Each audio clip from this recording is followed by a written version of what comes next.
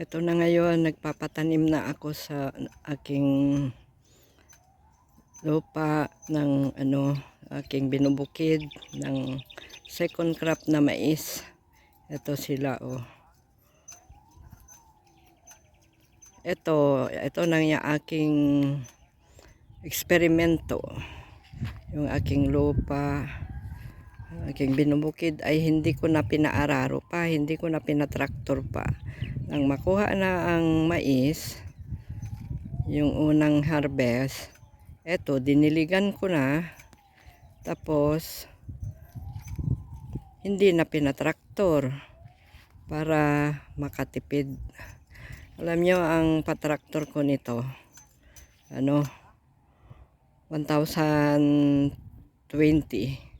Tapos yung mag-araro naman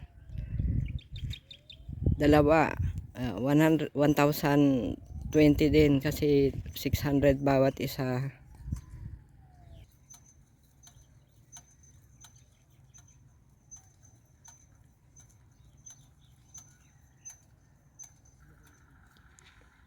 Ang bawat mag-araro 600 ang bayad, dalawa naman ang kukunin ko, kaya 1,200 ang mag-aararo sana. Lilinyahan nila sa Ilocano, aggurit, gagawa ng linya.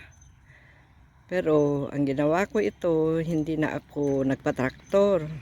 Nang makuha na yung mga mais, ito ganyan na. Lininisan ko na, pinatubigan ko na. Ayan, saka ko pinataniman. Kaya ito, menos gastos na ito.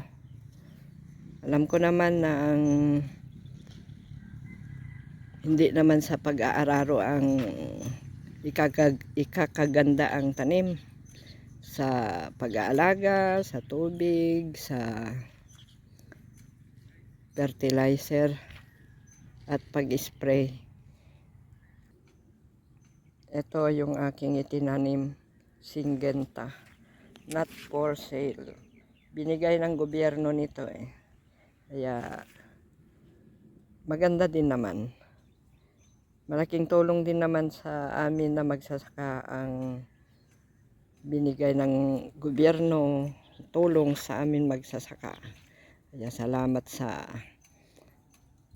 ating gobyerno kasi may fertilizer, may silang tulong sa atin. Pagkatapos nito, bukas i-sprayan ko ng herbicide ang mga damo. Mag-herbicide ako bukas, mag-i-spray. Yan lang, eksperimento. At palagay ko, gagawin ko ang lahat para mapaganda ko ang aking tanim, ang aking eksperimento, na hindi na nag-araro ulit. Shout out mga anak, salamat sa inyong suporta sa aking YouTube. Thank you. God bless mga anak.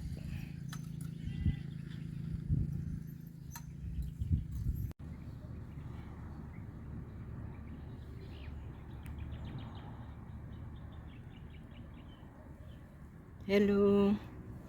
Ito na ang update ng aking second crop na mais. Malaki-laki na sila.